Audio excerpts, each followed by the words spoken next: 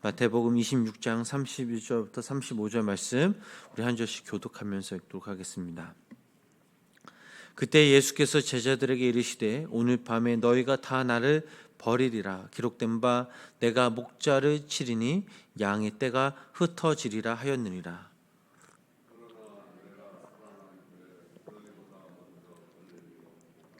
베드로가 대답하여 이르되 모두 주를 버리지라도 나는 결코 버리지 않겠나이다.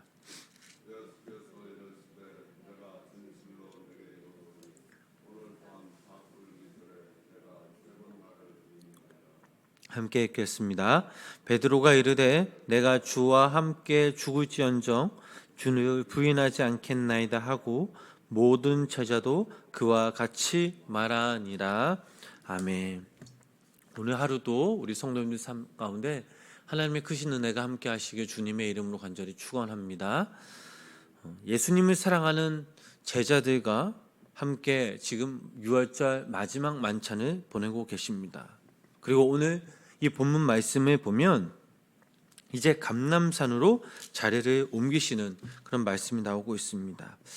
그 말씀 먼저 제가 한번 읽겠습니다. 이에 그들이 찬미하고 감람산으로 나아갑니다. 그때 예수께서 제자들에게 이르시되 오늘 밤에 다 나를 버리리라. 기록된 바 내가 목자를 치리니 양의 떼가 흩어지리라 하였느니라. 감람산으로 가시던 중 예수님은 제자들에게 너희가 이 밤에 나를 버릴 것이다 라고 예언하셨습니다. 예수님의 말씀을 들은 제자들은 믿지 못하였습니다. 주님은 제자들의 연약함을 다 아시고 제자들이 일시적으로 주님을 외면할 일까지 다 감안하고 계셨던 것입니다. 예수님이 이렇게 말씀하신 뜻에는 두 가지의 뜻이 담겨져 있습니다. 첫 번째, 너희가 다 나를 버리고 도망가리라는 이 말씀에서 예수님이 모든 것을 다 아시고 십자가를 준비하고 계신다는 사실입니다. 이것이 예수님이 자신의 죽음에 대해 마지막 예언을 말씀하시는 부분입니다. 36절 말씀을 보면 예수님은 십자가를 지시기 전 겟세마네 동산으로 가셨습니다. 그 이유는 간단합니다. 기도하기 위해서입니다. 십자가를 지려면 하나님을 의지할 수밖에 없는 그런 상황이었습니다. 기도하지 않고서는 주님의 그 십자가를 질 수 없었습니다. 마태복음 26장 39절 말씀 보면 내 아버지여 만일 할만하시거든 이 잔을 내게서 지나가게 하옵소서. 예수님도 인간이시기에 십자가의 고통을 지는 것을 피하고 싶으셨습니다. 그러나 주님은 다시 이렇게 기도하셨습니다. 나의 원대로 마시옵고 아버지의 원대로 하옵소서. 우리는 여기서 기도란 무엇인가에 대해 정의를 내릴 수가 있습니다. 기도란 내 뜻을 아버지의 뜻에 맞추며 순종하는 것이 아닌 하나님의 뜻을 구하며 순종하는 것, 이것이 바로 기도라는 사실입니다. 우리가 주님의 일을 하기 전, 또한 어떤 일을 하기 전 가장 중요한 준비가 바로 이 기도입니다. 기도보다 더 큰 준비가 없음을, 또 기도보다 완벽한 준비가 없음을 늘 우리는 기억해야 합니다. 예수님 역시 십자가를 지시기 전 가장 필요했던 준비가 바로 이 기도였습니다. 이 기도를 통해 하나님 아버지를 의지할 수밖에 없었고, 또 무엇보다 십자가 사건을 감당하기 위해선 절실하게 하나님 앞에 기도할 수밖에 없었습니다. 왜냐하면 십자가는 인간의 노력과 또 의지로 질 수 있는 것이 아닌 오직 주님이 주시는 힘으로 질 수 있다라는 사실입니다. 이 말씀 앞에 우리의 삶을 비추어 보면 우리는 어떤 모습으로 하나님께 나아가고 있습니까? 기도하지 않아도 될 만큼 우리의 삶이 날마다 풍성하고 형통한 삶입니까? 근심 걱정되는 게 하나도 없나요? 사실 생각해 보면 근심 걱정이 너무나 많고 이러저러 생각은 많지만 기도는 적게 하는 그런 우리의 신앙의 단면적인 모습을 볼 수 있습니다. 제자들과 마지막 만찬을 마치시고 감람산으로 올라가셨던 그 주님, 히브리서 말씀을 보면 주님은 그곳에서 통곡하시며 눈물로 기도하셨다라고 기록되어 있습니다. 예수님이 얼마나 절실하게 기도하셨는지 예수님이 흘리셨던 그 땀이 피가 되었고 밤새도록 기도하셨다고 기록되어 있습니다. 성도 여러분, 우리가 하나님께 할 수 있는 게 무엇이 있겠습니까? 바로 기도밖에 없음을 믿으시기를 바랍니다. 하나님께 얼마나 간구하느냐, 얼마나 우리의 마음을 드리느냐, 이것이 우리의 신앙과 인격이 결정된다라는 사실입니다. 잘 되지 않을 때에도 기도하면 하나님께서 우리의 생각과 기도를 들어주시고 막혔던 담을 허물고 길을 내어주시며 또 잘 될 때에는 더 잘 될 수 있도록 은혜 위에 은혜를 베풀어 주십니다. 이것이 우리를 향한 하나님의 사랑입니다. 우리 여기 모인 우리 성도님들, 또 영상을 통해 예배 드리신 우리 성도님들이 날마다 하나님께 간절함으로 기도하는 그 삶을 통해 기도의 열매들이 풍성하게 맺어지시길 주님의 이름으로 간절히 축원합니다. 우리 본문 32절 말씀 우리 한번 읽어보실까요? 본문 32절 말씀 우리 함께 읽어보도록 하겠습니다. 그러나 내가 살아난 후에 너희보다 먼저 갈릴리로 가리라. 아멘. 자, 이 말씀에서 주님은 십자가를 말씀하실 때 부활도 함께 말씀하셨습니다. 이 말씀의 뜻은 곧 십자가 없이는 부활이 없고 부활 없는 십자가가 없다라는 것입니다. 영광 없는 고난이 없고 고난이 없는 영광이 없습니다. 그러므로 진정한 영광은 십자가의 고난을 통해 생기는 것입니다. 예수님이 십자가에서 부활하시면 제자들보다 먼저 갈릴리로 가 계시겠다는 약속을 하셨습니다. 갈릴리는 가나안인 시몬과 가룟 유다를 제외한 10명의 제자들의 고향이자 또 어부로 지냈던 곳입니다. 예수님은 이들이 당신께서 붙잡혀 십자가에서 달려 죽으면 이 남은 제자들은 고향으로 도주할 것을 미리 아셨습니다. 그래서 이처럼 예고하시고 실제로 부활하신 후 갈릴리로 데려간 제자들보다 먼저 가셔서 그들을 위해 고기와 떡을 구워놓고 계셨던 것입니다. 그리고 이런 제자들에게 당신의 부활에 대한 확신을 심어주심과 함께 그들의 사명을 되살려 주시는 일을 하셨습니다. 우리 본문 계속해서 33절 말씀 읽어보도록 하겠습니다. 본문 33절 말씀입니다.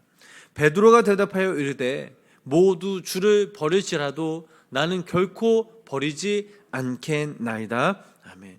자, 이 말씀은 저희들이 너무나 잘 아는 말씀입니다. 주님이 체포되어 고난을 당하게 될지라도 자신만큼은 결코 주님을 버리지 않겠더라고 베드로의 장담이었습니다.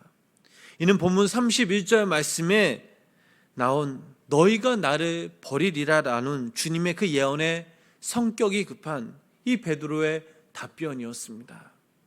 즉 베드로는 절대로 주님을 부인하거나 도주하는 일은 없을 것이라 라고 맹세한 것입니다. 그렇다면 이 베드로는 과연 자신의 말대로 행했나요? 아닙니다.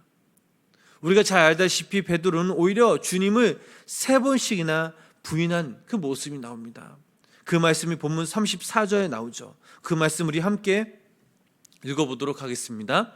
예수께서 이르시되 내가 진실로 내게 이르노니 오늘 밤 닭 울기 전에 내가 3번 나를 부인하리라. 아멘.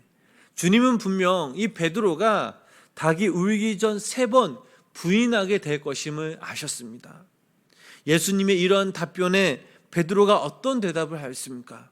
본문 35절 말씀 함께 읽어보도록 하겠습니다.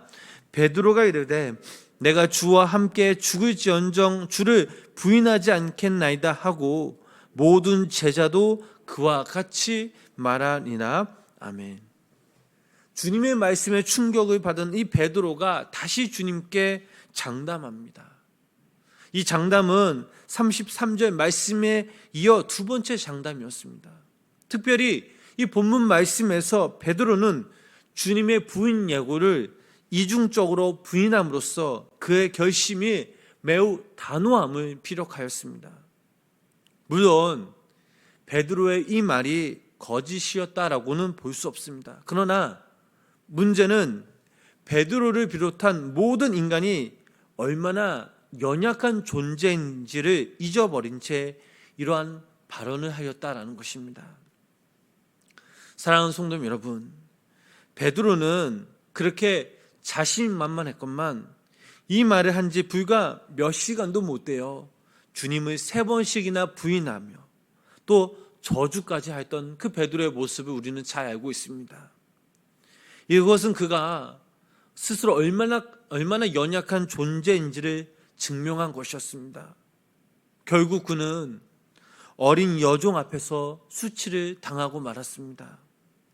이 말씀이 의미하는 바가 무엇이겠습니까?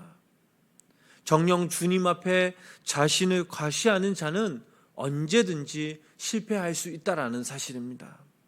그래서 고린도전서 10장 12절 말씀을 보면 선주로 생각하는 자는 넘어질까 조심하라 라고 경고해 주고 있습니다. 그러므로 우리들 역시 이 베드로와 같이 하나님 앞에 자기 자신을 과시하는 이 어리석음에 빠져서는 안 됩니다. 우리는 하나님의 능력을 의지하지 않고서는 단 하루도 살아갈 수 없는 연약한 존재임을 인정하고 날마다 겸손히 주님 앞에 도우심을 구하며 자신 스스로 무엇을 이루려고 하는 것이 아닌 그 생각과 무모함을 버려야 될 줄 믿습니다. 하나님은 교만한 자를 낮추어 수치를 당하게 하시되 겸손한 자는 높여 영광을 얻게 하신다는 그 사실을 기억해야 합니다. 오늘 본문 말씀을 통해 제자들이 호언장담했어도 주님은 그들의 연약함과 한계를 잘 알고 계시고 또 이해하시는 분임을 우리는 깨달았습니다. 인간의 연약함과 배신이 있었음에도 불구하고 예수님은 우리들을 사랑하셨습니다. 예수님은 우리가 의인이기 때문에 사랑하는 것이 아니요 또 죄가 없기 때문에 사랑하시는 것이 결코 아니었습니다. 우리들은 연약한 한 인간이요 변덕쟁이요 거짓말쟁이요 또 두 얼굴을 가진 그 인간임을 아시고 그럼에도 불구하고 우리를 사랑하셨다라는 사실입니다. 여기에 예수 그리스도의 그 사랑과 기쁨과 눈물과 제 씻음이 있음을 기억하시기 바랍니다. 오늘 하루 우리가 이 땅에서 살아가는 우리들에게 그럼에도 불구하고 우리를 사랑하시는 그 주님 앞에 감사함으로 소망을 가지시고 믿음으로 승리하시는 귀한 믿음의 성도님 되시길 주님의 이름으로 축복합니다. 또한 우리가 오늘 하루 우리가 이 땅에서 살아갈 때에 하나님 나와 함께하여 주시고 나의 연약함을 아시는 그 주님께서 나에게 힘과 능력과 지혜를 주시옵소서라고 주님만 붙들며 기도하며 전적으로 하나님을 의지하며 겸손함으로 나아갈 때에 오늘 하루 우리에게 하나님께서 주시는 하나님께 기쁨 그 능력을 통해 하나님께 영광 돌리며 하나님께 기쁨이 되는 귀한 믿음의 성도님의 삶이 되시길 주님의 이름으로 간절히 축원합니다. 기도하겠습니다. 우리의 연약함을 아시는 주님, 오늘도 이 새벽 우리가 하나님께 온전히 예배하게 하심에 감사를 드립니다. 죄악된 모습, 연약한 모습, 교만한 모습, 우리의 이런 모습들이 있기에 주님 앞에 서기에는 참으로 너무나 부끄러운 모습이지만 그러나 십자가의 그 사랑과 보혈 피로 우리의 죄를 용서하여 주시고 오늘 이 예배를 통해서 또 우리의 영과 육이 회복되어지게 하여 주시옵소서. 하나님의 자녀된 우리가 믿음으로 주님께 나아가며 주님만이 우리의 참된 소망임을 기억하게 하시고 또 하나님의 자녀답게 부끄럽지 않도록 항상 겸손함으로 나아져서 주님의 이름을 높이는 주님의 귀한 믿음의 자녀들 되게 하여 주시옵소서. 오늘도 이 새벽 우리가 또 주님의 전에 모여서 또 우리가 가정에서 하나님께 간절함으로 부르짖으며 기도하며 나아갑니다. 우리의 능력과 의지로는 살아갈 수 없습니다. 우리가 전적으로 하나님을 의지하며 기도하며 또 우리가 더욱더 그 말씀을 붙들고 나아갈 때에 하나님께서 주시는 귀한 은혜가 있을 줄 믿습니다. 우리 여기 모인 우리 모든 성도님들이 매 순간순간마다 우리의 마음을 하나님께 드리며 기도를 통해서 하나님과 더욱더 친밀한 영적 교제를 하게 하시고 이 기도가 우리 삶의 전부임을 또 우리가 어떤 것을 준비하는 통해 이 기도가 최고임을 기억하게 하셔서 우리가 언제 어디서나 하나님께 기도하는 귀한 믿음의 사람 되게 하여 주시옵소서. 예수님의 이름으로 간절히 기도드렸습니다. 아멘.